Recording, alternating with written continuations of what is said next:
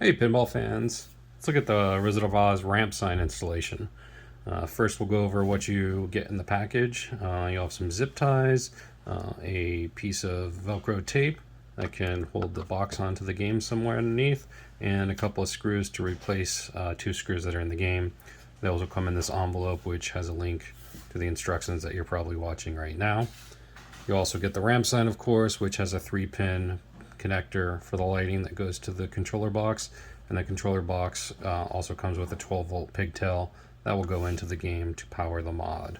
This controller box has a little sign on it right here which tells you what the buttons are for that we're going to go over right now. And so when you mount it, you just want to make sure that you have access to these buttons and you can see the sign if you need to. So let's take a look at what the controller box functions are. The first button in the top left corner here, you might be able to see is actually labeled number 1 inside the box there. If not, you can also reference the sign here. And the first button is the hue, so basically the color.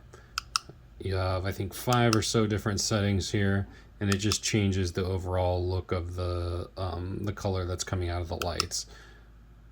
As you can see, each time I press one of the buttons, I get a sort of an indicator. Some will start on the right, some will start on the left, just depending on what version of the sign you have. Basically, it's lighting up one segment every time it goes through a setting. So this is, for example, like the 3rd or the 4th hue, 5th, maybe 6th, 5th or 6th, and then starting over again at number 1. So this is like the default hue. Second button is brightness. So that does not give you any indicator that you've pressed it. The sign just changes. So once you get around to 0, there's no brightness, and you can go up to 10. I'm just going to give it a nominal brightness here. The bottom left button is 3, and that's the effect. Right now we're on effect 0, which is basically no effect at all. It's just fully lit all the time. Effect 1 is sort of a twinkly, where the lights sort of dim for each of the twinkles. Effect number 2, or I guess 3, depending on how you're counting, is a white flashing twinkle. So instead of going dimmer, it goes brighter.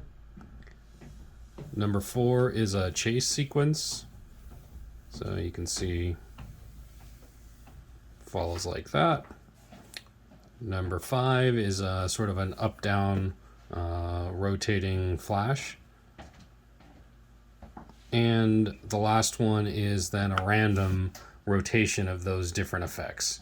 So you can see it starts off with one and then just goes to the next automatically, and will cycle around. And we'll also include the plane effect as well, so no motion at all. And the speed at which that randomness happens and the speed at which all the effects happen is controlled by the 4th button right here.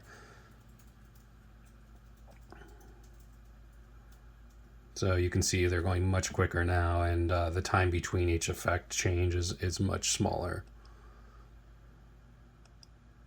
And we're back to number 1, which is a very slow movement through the effects. So those are the settings. Those are all the pieces you're going to get in the kit when it arrives, and then we'll go look at installation in the game. The ramp.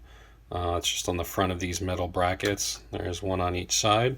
Just go ahead and take those out, and you're going to put the ramp sign in place and screw it in with the new screws.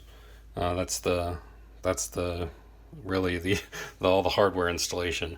Then you're going to take the wire that comes with this and just sort of wrap it around underneath this little piece that jets out from the ramp here that holds up the switch, and then you can bring it along with the rest of the bundle of the wires that follow along underneath here. That's what the zip ties are for, to just push it behind this black sleeve that's already on those other wires and just hold it up in there.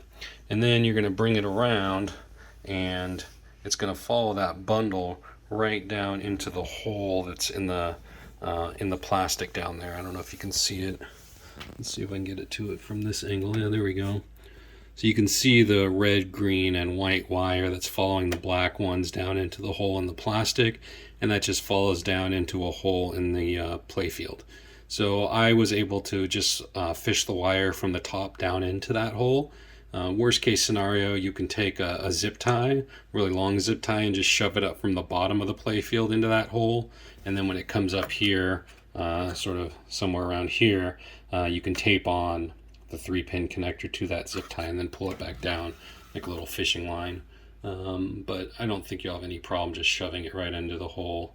It seemed to go right in for me several times now. So that's the top of the playfield installation. Now we'll look at the bottom of the playfield. So now we're at the bottom of the playfield, and in the bottom right corner you're going to find your 3-pin connector coming out of the hole there, and you're going to take the controller box and plug it in right here. This is the back right spotlight. So it's a black and aqua wire coming out of the game in this black sleeve, and then that goes to a bundle of blue and then blue-orange. This is a 12-volt line for the spotlights, and you're just going to plug the controller box right in line with that. And now if you want to mount the controller box, a good place could be just right down here in the bottom corner of the game. Something here, possibly something over here, whatever works for you. But this is a good spot right over here. And then as long as you have the buttons accessible to you, something like that. Once you plug in the 3-pin connector here and the lighting power or the controller power here and mount your box, then you're ready to power up the game. As soon as the spotlights get power, the mod will start working, and then you can flip through the settings and get it to how you want. That's the entire installation. Have fun.